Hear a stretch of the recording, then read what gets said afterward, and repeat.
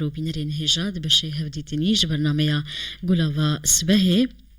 شارداریا باجار قامشلو اوفیسا گلستان و دارچاندنی دی چارچوبه کارین خواج بو زیده کرنا رو براکسکایی باش کرنا روشا گلستانان هنک دار ل گلستان شهید عدنان یا لتاخا حلكو لباجار قامشلو دانينا بهتر درباري كاريوان امي جوان ناس وكن نها بريا تليفوني خانم وان مصور جي ريفا بريا اوفيسا گلستانا و دارچاندني يا شارداريا گل اباجار قامشلو بريا تليفوني بمري دنباش ما مستوان دم سرجامة قلك سباس جبو تبليبونا تاتا كوان بحثا كاري وبكن بشي اوفيسا گلستانا و دارچاندني ببورين دسبيكد ماموستا وان ام هنكي ناس بكن درباري اف بشي هان چه خدمتان پیشکش دکه کاری وان چاوایی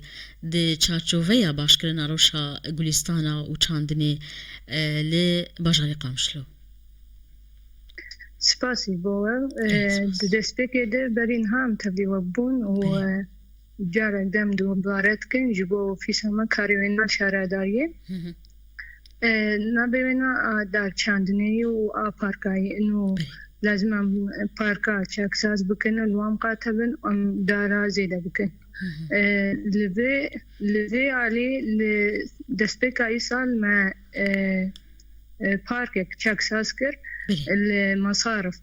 وبين ابو منابع كر باركا شهيد عدنان خليل المنابش كومي نابش كومي يعني وبشتي ما تشاكساس كر مع دولة دانين وكرسي وما دهان كر ما دريو انا تشكرن ما خطوات دوا دار لي داني بلي باشا ما كرم بله دیمک گلستانک نوی ما مستوان هاتیا چیکرن و آمده کرن بناوی شهید عدنان لتخا حلکو الو بله دنگ تی ما مستا دوباره بپرسا خو قدر پرس کرده بله من آنی زمان کو الگوری مشتا تیگ هشت کو اف گلستانک نوی هاتی چیکرن لتخا حلکو بناوی شهید عدنان نها ام بحثا قناغين كار بكن دسبيكد ام جي چاندنا داران دسبي بكن ما مستا گلستان چند دار هاتن چاندن لوي گلستاني وجي كي جان جورين داران الو بلي الو دنگ باشتي و دنگي تباشتي من اللي نظام اگر دنگي من تيتا تمام باشه از برسخه صدو بیست دار لوده چاندن ما نوعی جوری حراجی دانین سروی سنوبر لاگسترون بون افی ولو مدانی بون باشه انها جبلي في گلستاني دهمان في وقتي دل باجاري قامش لو انكاري كيدنش دكن درباري داني ناداران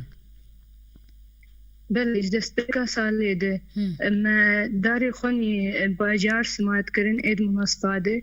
جی دواره ای روجاوا ام پیکتن حتی امگیان دواره نسیبینی ما سياحي منصة مدينة شباب ايش يعني منصات شرقي وغربي ما تمام سمعت كرن ام خطوات دوا بلشين عزاقه بكن ابتديت انه اب جو جارنا دبي تشيك جبو جو ام ايصال بتشكي اخري وجبو روشا بيت على تشيبو ام بتشكي كاري ما بوسكن بلي نها ام بحثا تشاك ساس كرنا كو ودس بيكريا لرخدانينا داران لغلستان شهيد عدنان تشاك ساس كرنا وتشلي زيد كريا حديقة يعني بري هبو بس يعني ابتديت افشار صار اهمال وهين شاردارية وملاجي يعني شارداري وملاد بهافنا على كاره اهمال قال لك كتبوا وباركيد طلباج مرات ما دراساوينا قدمان ما دولة دانين ما دهانكر ما كرسي لدانين ما داري جير تشيكر ما هرما جير تشيكر وما صدوا بيصدار لقور مساحتها وينا انه مداني انه باش بصدوا بيصدار لقور مساحتها مدان ها كار لوي غلستاني بداوي بويا ما تمام كريئة باشه نها خالق گرنگ تانی زمان مامۆستاوان تقود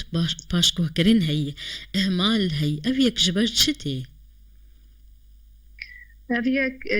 ان اولي رخنا داني ناخد كن اتشارد صار انه يعني لازم تشاكسازي جي تشباركا هبه تشاكسازي جي هبه ولازم دواني وحري قرن لازم ملت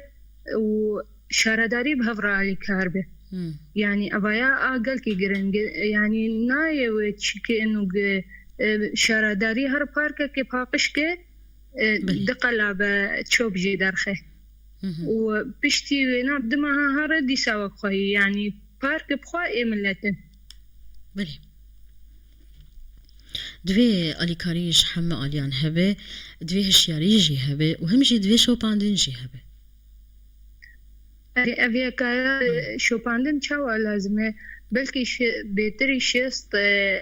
پارکی لقامش دو هی پارکی ما چاوان دنام مالاتین يعني دنا بنايتاتين يعني ام شارداري هي نكاري انه تشباركا هبه حارس كي دين بر فام بهبين انه تشي باركا ادورا وينا لمقاتبه بلي لي وقت جولي رقابي هبه مامۆستا گولستان وقري وهب ام بيشن حفتانه به رحيامك به چند روجك به جهين كو ام بيجن باشكو كرين هبه ام بيجن سزاجي هبه شوپاندن جي هبه يعني شوپاندنا سدما وي باشكو كريني بله اوی کیه درد کبن جوله جوله مهانه بردوامن لهنك بارك هنه يعني قالك خرابونه وام رخنا دانية خدكن لازم ام بذي كاريرا بنشاك شاس بكن وام ملت يعني بهبرا علي كاربه باشه نها اف گلستانا كو ودار لدانية كرسي ولدانية وروني كرين نها جبو افدانا داران و اف جوار مسوگر كريه جبو كسكي ام بجن لوان داران قهدان بك لوي گلستاني او باركا ما تشكريه ما خطا بيك شاندي ومدينة مودانين وما خرطوم وناقص جاهز كريو ومحارسك عيار كريو قالك باشه دي بروجين وادي دما بيت شهي مامۆستا دي دما بيت ما حدقاق دي هزاي التنفيذي ريكرناوي نابي امي ويجي دست بي بكن لالية شرقية يعني يك امي تشاك ساز بكن باش من بي برسيجي بكرا ودايل البرچاوي خو كو هني يك او گلستانين كو ام بيجن گهدان جرتي خصن هني بكن ديار كركو افيك وهبه د بلانا ود بله بايا بيگو ماني افيك وهبه جبر بري ميزانيا مكتبه وانا نه ميزانيا مكتبه تشيكرنه فمكتب يعني حر دمها سيمها يكيتشيتك باشه قالك سباس دداوية بخاص تشكي بيجي عن خالك من نبرسي كرمك دداوية ده وك حرجارة من دخوازن انه ملت وشارداري بهفر علي كاربن جبر انه كاري شارداري دكي جبو في ملتي جبو في خلقي وبارك و افدارانا نمسؤولية شارداري تاني اما حموكا يعني تمام خلقي بلي قالك سباس جبوتا خانم موان مصور جيري فبريا اوفيسا گلستانا ودار چاندني بريا تليفوني تبمرب وقالك سباس